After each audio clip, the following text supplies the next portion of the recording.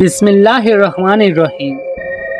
آپ سبھی ناظرین کو انعام وائس چینل میں دل کی گہرائیوں سے خوش آمدید اور خلوص بھرا سلام۔ ناظرین، بغداد کے ایک شخص جس کا نام ابو سعد عبداللہ بن احمد تھا، ایک دفعہ اس کی بیٹی جس کا نام فاطمہ تھا، وہ اپنے گھر کے چھت پر کھڑی تھی کہ اچانک ایک جن آیا اور اسے اٹھا کر لے گیا۔ لڑکی غیر شادی شدہ تھی اور اس کی عمر 16 سال کے قریب تھی۔ ابو سعد اپنی بیٹی کے غائب ہونے پر بہت پریشان تھا۔ اس پریشانی کی حالت میں وہ سرکار بغداد حضور سیدنا غوث اعظم رحمۃ اللہ علیہ کی خدمت میں حاضر ہوا اور سارا واقعہ عرض کیا۔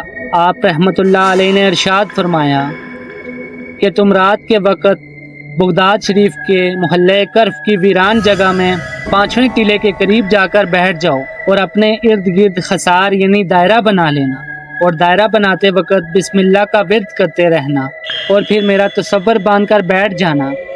جب آدھی رات گزر جائے گی تو تمہارے ارد گرد جنات کے لشکر گزریں گے اور ان کی شکلیں عجیب و غریب ہوں گی اور وہ تمہیں ڈرانے کی کوشش کریں گے، مگر تم انہیں دیکھ کر ڈرنا نہیں۔ صبح کے قریب جنات کا بادشاہ تمہارے پاس حاضر ہوگا اور وہ تم سے تمہاری حاجت دریافت کرے گا۔ تم مجھ سے کہنا کہ مجھے شیخ عبد القادر جیلانی نے بغداد سے بھیجا ہے اور تم میری لڑکی کو تلاش کرو۔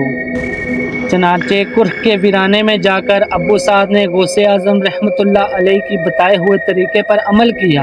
رات کے سناٹے میں خوفناک جنات اس کے خسار کے بعد گزرتے رہے۔ جنات کی شکلیں اس قدر ہیبت ناک تھیں کہ دیکھی نہ جاتی تھی۔ آخرکار صبح کے قریب ایک لشکر کے ساتھ جنات کے بادشاہ کا گزر ہوا۔ جنات کا بادشاہ گھوڑے پر سوار تھا۔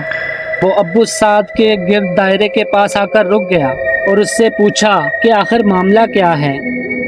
ابو سعد نے بتایا کہ مجھے غوث اعظم شیخ عبد القادر جیلانی نے بھیجا ہے۔ اتنا سننا ہی تھا کہ ایک دم جنات کا بادشاہ گھوڑے سے اتر آیا اور زمین پر بیٹھ گیا اور دوسرے سارے جن بھی دائرے کے باہر بیٹھ گئے۔ ابو سعد نے اپنی بیٹی کی گمشدگی کا واقعہ سنایا۔ جنات کے بادشاہ نے سارا واقعہ سن کر تمام جنات میں اعلان کیا کہ لڑکی کو کون لے گیا ہے۔ چند ہی لمحوں میں جنات کا ایک سرکش جن کو بادشاہ کی خدمت میں حاضر کیا، جو کہ چین کا رہنے والا تھا۔